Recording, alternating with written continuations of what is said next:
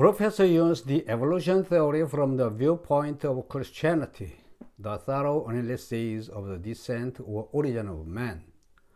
Lecture 31, Chapter 19, Secondary Sexual Characters of Man. If it be further asked why musical tones in a certain order and rhythm give man and other animals pleasure, we can no more give the reason than for the pleasantness of certain tastes and smells. That they do give pleasure of some kind to animals, we may infer from their being produced during the season of courtship by many insects, spiders, fishes, amphibians, and birds. For unless the females were able to appreciate such sounds and were excited or charmed by them, the persevering efforts of males and the complex structures often possessed by them alone would be useless, and this it is impossible to believe. Musical notes are present, though in a very rude condition, in men of all races, even the most savage. Music arouses in us various emotions, but not the more terrible ones of horror, fear, rage, etc. It awakens the gentler feelings of tenderness and love, which readily pass into diversion. It likewise stirs up in us the sense of triumph and the glorious ardor for war. It is probable that nearly the same emotions, but much weaker and far less complex, are felt by birds when the male pours forth his full volume of song in rivalry with other males to captivate the female. Love is still the commonest theme of our songs. All these factors with respect to music and impassioned speech become intelligible to a certain extent if we may assume that musical tones and rhythm were used by our half-man ancestor during the season of courtship, when animals of all kinds are excited not only by love but by the strong passions of jealousy, rivalry, and triumph. As the males of several quadrumanaous animals have their vocal organs much more developed than in the females, and as a gibbon, one of the anthropomorphous apes, pours forth a whole octave of musical notes and may be said to sing. It appears probable that progenitors of man, either the males or females or both sexes, before acquiring the powers of expressing their mutual love in articulate language, endeavored to charm each other with musical notes and rhythm.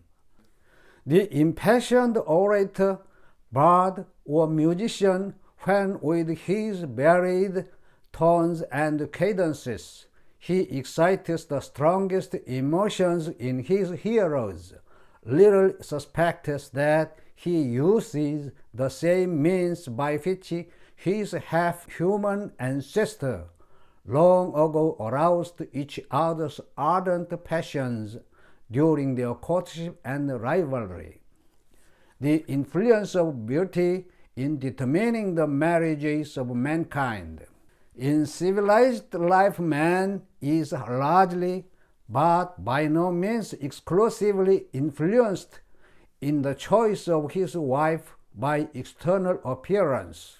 It will be well first to show in some detail that savages pay the greatest attention to their personal appearance. That they have a passion for ornaments is notorious. As the face with us is chiefly admired for its beauty, so with savages it is the chief seat of mutilation. In all quarters of the world, the septum and more rarely the wings of the nose are pierced. Rings, sticks, feathers, and other ornaments being inserted into the holes. The ears are everywhere pierced and similarly ornamented. In Central Africa, the woman perforates the lower lip and wear a crystal which, from the movement of a tongue, has a wriggling motion, indescribably ludicrous during conservation. Hardly any part of the body which can be unnaturally modified has escaped. The amount of suffering thus caused must have been extreme, for many of the operations require several years for their completion. In regard to tattooing, when in New Zealand the missionaries tried to persuade some girls to give up the practice, they answered, "We must just have a few lines on our lips, else when we grow old, we shall be so very ugly." A star tattooed on the forehead and a spot on the chin are thought by the woman in one part of Africa to be irresistible attraction.